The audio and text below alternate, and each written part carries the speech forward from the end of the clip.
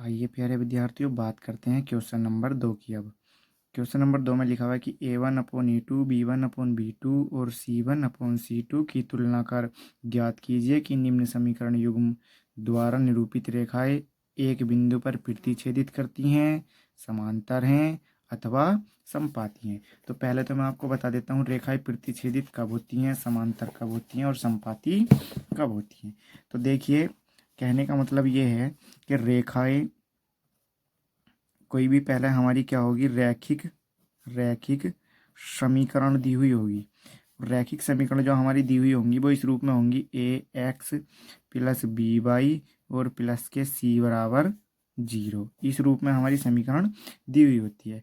मान लो अगर दो समीकरण है तो उसमें A2, इसी तरीके से A1 B1 C1, यानी कि फिर क्या हो जाएगी A2X प्लस B2Y और प्लस के C2 बराबर 0। इस तरीके से कोई भी हमारी समीकरण दी हुई होती हैं। ठीक, अब इन समीकरण में A1 का मान भी मिलेगा, A2 का भी मिलेगा, यानी कि ये क्या है हमारा x का गुणांक A, y का गुणांक B और C होता है यहाँ पे हमारा एक अचर पद। C क्या होता है हमारा, C अचर पद होता है, कोई भी अचर पद। अब देखो, मैं तुम्हें बता देता हूँ कि रेखाएं कब कब समांतर, समपाती और प्रतिच्छेदित होती हैं। तो देखो, पहली बात कर लेते हैं हम। पहले अगर जो लिखा हुआ है कि A1/A2 is not equal to B1/B2 के, ठीक, यानी कि A1/A2 is not equal to B1/B2, तो रेखाएं प्रतिच्छेदित करेंगी। रेखाएं रेखाएं प्रतिच्छेदित प्रतिच्छेदित करेंगी प्रतिच्छेदित करेंगी, ठीक। और रेखाएं प्रतिच्छेदित करने के साथ साथ इसका अद्वितीय हल होगा, अद्वितीय हल, या इसे ही बोल सकते हैं हम एक हल, एक हल होगा, ठीक। इसी तरीके से दूसरा दूसरा लिखा हुआ होता है कि A1/A2 बराबर B1/B2 is not equal to C1/C2। तब ऐसी कंडीशन अगर हमारी हो तब क्या होगा, तो तब होगा हमारी रेखाएं समांतर होंगी, रेखाएं समांतर होंगी, समांतर होंगी। और ऐसी कंडीशन में कोई हल नहीं होगा, कोई हल नहीं होगा, ठीक है। इतनी बात समझ पाए। इसी तरीके से एक तीसरा फॉर्मूला होता है। तीसरा क्या होता है, जब तीनों ही आपस में बराबर हों, A1/A2 बराबर B1/B2 और बराबर C1/C2, तो ऐसी कंडीशन में हमारी रेखाएं समपाती होती हैं। ऐसी कंडीशन में रेखाएं कैसी होती हैं, रेखाएं रेखाएं समपाती समपाती होंगी, ठीक है। इतनी बात आप लोग समझ पाए। और समपाती होने के साथ साथ मैं बोल सकता हूँ इसके क्या कितने हल होंगे, तो इस समीकरण के हमारे अनेक हल हो जाएंगे। इतनी बात आप सभी की समझ में आ चुकी होगी, ठीक है। अब इसी से रिलेटेड देखो, हमारे कुछ क्वेश्चन है। उसने कहा है कि कब प्रतिच्छेदित करेंगी, समांतर हैं अथवा समपाती हैं। तो देखो, इसी का प्रयोग करते हुए हम अपने सवाल की तरफ बढ़ते हैं। तो आइए बढ़ते हैं पहले सवाल की तरफ। दूसरे का पहला समीकरण दी हुई है 5x माइनस के 4y प्लस 8 बराबर 0। यो समीकरण एक मान ली हमने। 7x प्लस 6y माइनस के 9 बराबर 0, यो समीकरण नंबर 2 मान ली हमने। अब देखो, मैंने कहा था कि A1 और A2 के मान हम कहाँ से प्राप्त करेंगे। पहली समीकरण है तो A1 का मान भी मिलेगा, दूसरी समीकरण है तो B1 का मान, B2 का मान और A2 का मान मिलेगा। पहली समीकरण से A1 A2 A1 B1 और C1 के मान, दूसरी समीकरण से A2 B2 C2 के मान। देखो कैसे, मैं बोल सकता हूँ कि A1 की वैल्यू कितनी है, मैंने बताया था x के गुणांक में मिलेगा हमेशा, कितनी हो गई 5। B1 की वैल्यू कितनी है, y के गुणांक में मिलेगा, चिन्ह सहित लेंगे, कितना -4। इसी तरीके से C1 की वैल्यू कितनी है 8 प्लस का है। A2 की वैल्यू कितनी हो जाएगी, देखो x के गुणांक में कितना है 7। इसी तरीके से B2 की वैल्यू कितनी हो जाएगी, y के गुणांक में कितना है 6। और C2 की वैल्यू कितनी हो जाएगी -9, क्योंकि चिन्ह सहित लेना होता है, ठीक है। इतनी बात आप समझ पाए। A1 A2 B2 C2 ये सब मान आपने निकाल लिए। अब हमें करना क्या है, सवाल में कहा था कि रेखाएं प्रतिच्छेदित हैं, रेखाएं प्रतिच्छेदित हैं, समांतर हैं अथवा समपाती हैं। तो देखो कैसे पता करेंगे, आप A1/A2 का मान निकाल लीजिए। A1/A2 देखो A1 का मान कितना है 5 और A2 का मान कितना है 7। इसी तरीके से आप B1/B2 का भी मान निकाल लीजिए। B1/B2 B2 का मान 6 और B1 का मान -4। ठीक, इसे काट दीजिए, 2×4 और 2×6 यानी कि मैं कह सकता हूँ -2/3। अब देखो क्या A1/A2 और B1/B2 आपस में बराबर हैं, ये बराबर नहीं है, तो इसका मतलब रेखाएं कैसी होंगी, प्रतिच्छेदित। मैं लिख सकता हूँ चूंकि A1/A2 is not equal to B1/B2, A1/A2 is not equal to B1/B2। और ये कंडीशन कैसी होती है, देखो मैंने बताया था ना कि जहाँ A1/A2 B1/B2 तो वहाँ पर रेखाएं क्या करेंगी, प्रतिच्छेदित करेंगी। तो इसलिए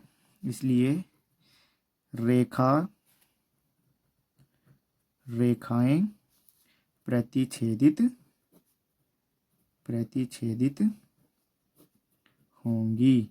ठीक है, समझ पाए, रेखाएं क्या होंगी, प्रतिच्छेदित होंगी। देखिए इसी तरीके से आपको एग्जाम में करके आना है, जैसे मैंने सवाल कराया है बिल्कुल इसी तरीके से आपको एग्जाम हॉल में अपना सवाल सोल्व करना है, सेम बिल्कुल यही आधार रहने वाला है जैसे मैंने लिखाया है। तो आइए बढ़ते हैं क्वेश्चन नंबर दूसरे की तरफ। दिया हुआ है समीकरण 9x + 3y प्लस के 12 बराबर 0, पहली समीकरण थी। 18x + के 6y प्लस के 24 बराबर 0 दूसरी समीकरण थी। अब यहाँ से A1 का मान कितना हो जाएगा मेरे पास, देखो x गुणांक में कितना है 9, B1 का मान कितना हो जाएगा यहाँ से 3 क्योंकि y की गुणांक में 3, और C1 का मान कितना हो जाएगा यहाँ से 12। इसी तरीके से A2 का मान कितना हो जाएगा, x गुणांक में कितना, देखो x की गुणांक में 18 है। B2 का मान कितना हो जाएगा, देखो y की गुणांक में 6 है, और C2 का मान कितना हो जाएगा यहाँ से 24। ठीक है ना, समझ पाए आप मेरी बात इतनी। अब देखो इसमें भी ऐसी करना है कि रेखाएं प्रतिच्छेदित हैं या क्या है, तो A1/A2 देखो कितना है 9/18, 9 का ना 9 और 9 दूनी 18, कितना प्राप्त हुआ मुझे 1/2। इसी तरीके से निकाल लो B1/B2, B1 का मान कितना है 3 और B2 का मान कितना है 6, तो 3 ही का ना 3 और 3 दूनी 6, ये भी 1/2 प्राप्त हुआ, ये भी 1/2 प्राप्त हुआ। अभी मुझे तीसरे मान की ओर आवश्यकता पड़ेगी। देखो C1/C2 बराबर, C का मान कितना, C1 का 12 और C2 का मान 24, तो 12 ही का ना 12 और 12 दूनी 24, तो 1/2, यानी कि तीनों ही मान कैसे प्राप्त हुए, हमें बराबर प्राप्त हुए। तो मैं बोल सकता हूँ जब तीनों मान हमारे प्राप्त होते हैं तो रेखाएं कैसी होती हैं, समपाती। मैंने समझाया था A1/A2 B1/B2 और C1/C2 ये तीनों आपस में क्या है, बराबर हैं, तो रेखाएं कैसी होंगी, समपाती। ठीक, तो इसलिए चूंकि A1/A2 आपको एग्जाम में ऐसे ही लिखना है जैसे मैं बता रहा हूँ, A1/A2 B1/B2 बराबर C1/C2। इसलिए रेखाएं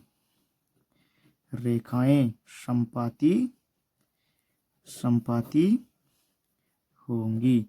ये हो गया इस सवाल का सॉल्यूशन, आप समझ पाए, बहुत ही आसान है, बहुत ही आसान। तो आइए विद्यार्थियों बढ़ते हैं क्वेश्चन नंबर 3 की तरफ। देखो क्वेश्चन नंबर 3 में क्या लिखा हुआ है कि A1/A2 B1/B2 और C1/C2 की तुलना कर ज्ञात कीजिए कि निम्नलिखित समीकरणों के युग्म संगत हैं या असंगत। देखो संगत और असंगत, संगत कब होते हैं और असंगत कब होते हैं, मैं आपको समझा देता हूँ पहले। देखो युग्म संगत कब होंगे, जब रेखाएं, यहाँ पे लिखेंगे, यहाँ पे लिख लेंगे ज़रा थोड़ा सा, कि जब रेखाएं प्रतिच्छेदित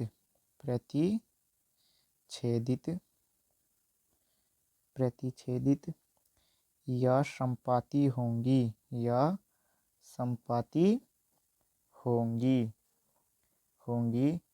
तो समीकरण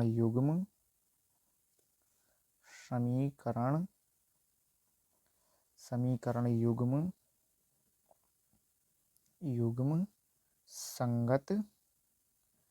संगत होंगे। ठीक है, मैंने कहा कि जब रेखाएं प्रतिच्छेदित या संपाती होंगी तो समीकरण युग्म संगत होंगे। इसी तरीके से दूसरी, असंगत कब होंगे? असंगत के लिए एक ही बात बचती, जब रेखाएं समांतर होंगी। क्या होंगी? समांतर होंगी। तो समीकरण युग्म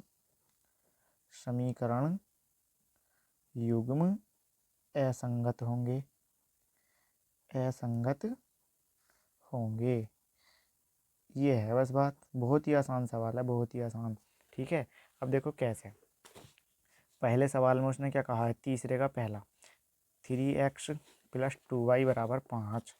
देखो क्वेश्चन नंबर 3 और इसका पहला पार्ट लिखा हुआ है कि 3x + 2y = 5। पहले तो आप इसे समीकरण को सही रूप में लिख लीजिए। बराबर से इधर 0 बचना चाहिए हमारा, तो लिखेंगे 3x + 2y और -5 = 0। बराबर से इधर था प्लस में, बराबर से इधर माइनस में उठा के ले आए। समीकरण 1। इसी तरीके से दूसरी समीकरण दी हुई है 2x - 3y और बराबर 7। इसे भी ठीक रूप में लिख लीजिए, 2x - 3y और बराबर से इधर उठा के लिया 7 को, तो माइनस का हुआ और बराबर 0। ये समीकरण नंबर 2। अब देखो यहाँ से हम a1 और a2 का मान बड़ी आसानी से निकाल सकते हैं। देखो कैसे, a1 और a2 का मान हम लोग कैसे निकालेंगे। देखो a1 का मान कितना है? 3 और b1 का मान कितना है? 2 और c1 का मान कितना है? -5। इसी तरीके से a2 का मान देखो कितना है? a2 का मान 2 और b2 का मान बताओ कितना है? -3 और c2 का मान कितना है? -7। ये लिखा हुआ देखो। अब तो मान आप सभी से निकालने आ ही गए होंगे, ठीक है ना। अब देखो इनकी तुलना करनी थी हमें, क्यों? तुलना ही तो करनी थी। तो a1/a2, देखो a1 का मान कितना है? 3 और a2 का मान कितना है? 2। इसी तरीके से फिर निकालो b1/b2। b1/b2 2 देखो b1 का मान 2 और b2 का मान -3। अब देखो क्या ये 3/2 और 2/3 आपस में बराबर हैं? नहीं है। तो मैं क्या बोल सकता हूँ कि चूंकि a1/a2 is not equal to b1/b2, इसलिए रेखाएं प्रतिच्छेदित व संगत होंगी। ये है बस सिंपल सा। अगर जो आपसे a1 a2 और b1 b2 c1 c2 के मान निकालने आ गए तो सवाल बहुत आसान हो चुका है, आप लोग कर सकते हैं। ठीक है ना। तो देखिए प्यारे विद्यार्थियों, अब बढ़ते हैं क्वेश्चन नंबर तीसरे पार्ट पे। देखिए दूसरा बहुत ही ईजी है, आप करने की कोशिश कीजिए, मैंने इसलिए छुड़वा दिया है। आप घर पे बैठ के प्रैक्टिस कीजिए, आप इस सवाल को घर करेंगे।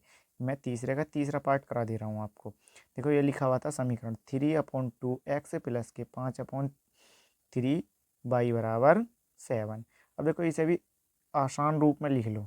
मैंने कहा था बराबर से एक तरफ 0 बचना चाहिए, +5/3y और -7 = 0। ये समीकरण नंबर 1 हो गई।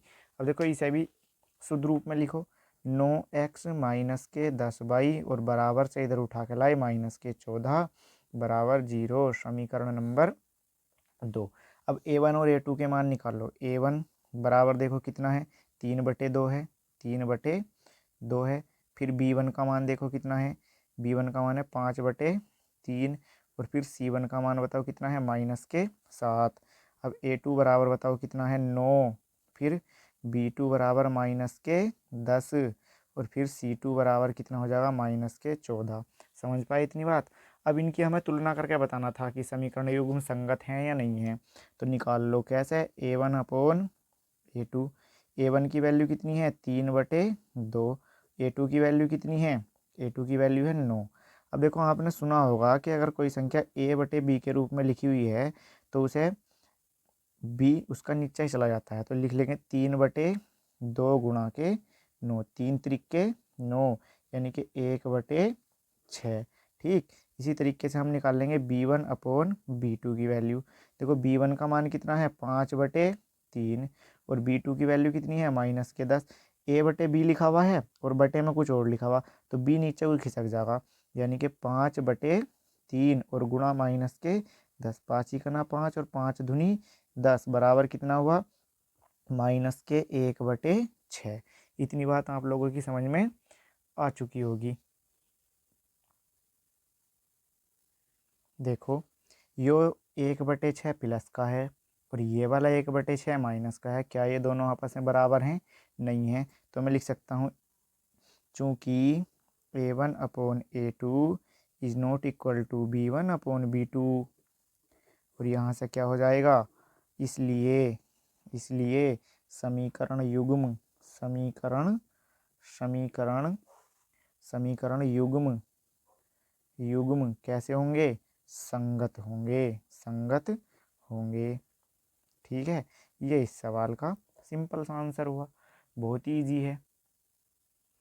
तो आइए दोस्तों इसी तरीके से अगले सवाल की तरफ बढ़ते हैं। तीसरे का चौथा पार्ट है 5x माइनस के 3y बराबर 11। मैंने कहा बराबर से एक तरफ 0 बचा लेना चाहिए हमें, तो 5x माइनस के 3y बराबर से इधर उठा के लेके आए तो प्लस का था माइनस का हुआ, समीकरण नंबर 1। इसी तरीके से इसमें देखो माइनस के 10x प्लस के 6y बराबर से इधर उठा के लेके आओ 22 माइनस का हो जाएगा और बराबर कितना बचेगा 0। ये समीकरण नंबर 2। यहाँ से A1 और A2 की वैल्यू निकाल लो।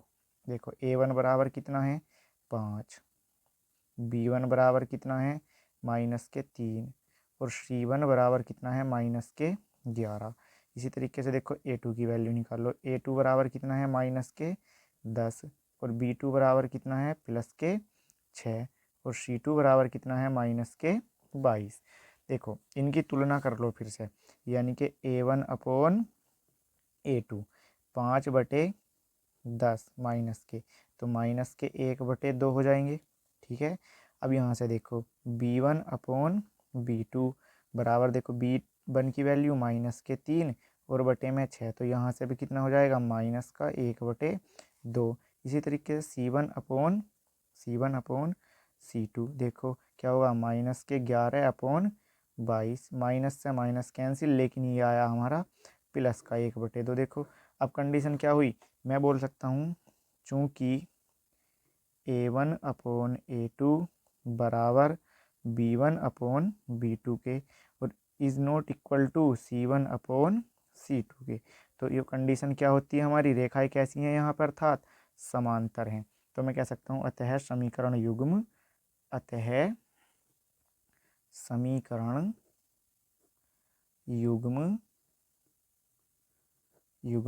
कैसे होंगे, असंगत होंगे। कैसे होंगे, असंगत। इसमें ये वाला 22 माइनस का है, बराबर में लिखा हुआ, बराबर में माइनस का, तो यहाँ पे प्लस का आएगा, तो यहाँ पे ही प्लस का होगा, तो फिर यहाँ पे ही प्लस का होगा, तो ये भी माइनस का 1/2, तो ये आपस में बराबर हो जाएंगे फिर तीनों। तो A1/A2 बराबर B1/B2 और बराबर C1/C2। तो समीकरण युग्म कैसे होंगे फिर हमारे, ये संगत समीकरण युग्म हो जाएंगे। ठीक है, क्या इतनी बात आप सभी लोग समझ पाए? इसी तरीके से देखेंगे अगला सवाल हमें एक, इसका लास्ट। आइए क्वेश्चन नंबर 3 का 5वां पार्ट है। लिखा हुआ है कि 4/3 x प्लस के 2y बराबर से इधर उठा लाओ माइनस का हो जाएगा, तो कितना बचा 0, समीकरण नंबर 1। ऐसे ही इसमें कर लो 2x प्लस के 3y और माइनस के 12 बराबर 0। ये समीकरण नंबर कौन सी है, समीकरण नंबर 2। यहाँ से A1 का मान निकाल लो कितना है, देखो थोड़ा तेज़ बता दे रहा हूँ क्योंकि कई बार निकाल चुका। A1 का मान कितना हो जाएगा 4/3, B1 का मान कितना हो जाएगा यहाँ से 2 और C1 का मान कितना हो जाएगा -8। ऐसे ही A2 का मान 2, B2 का मान 3 और C2 का मान -12। इनकी तुलना कर लो। तुलना देखो सवाल एग्ज़ाम में बिल्कुल ऐसे ही करके आना है जिस तरीके से मैं कर रहा हूँ, बिल्कुल भी मिस्टेक नहीं करनी है एग्ज़ाम के अंदर। ठीक है ना, तो इसी तरीके से करेंगे, ध्यान से समझ लेंगे एक बार। थोड़ा स्लो स्पीड में बता देता हूँ मैं आपको। A1/A2 क्या होगा, देखो 4/3। A2 का मान कितना था, 2। अभी बताया था कि 4/3 और गुणा के 2, क्योंकि ये वाला नंबर नीचे आ जाता है। 2 दूनी 4, कितना आया, 2/3।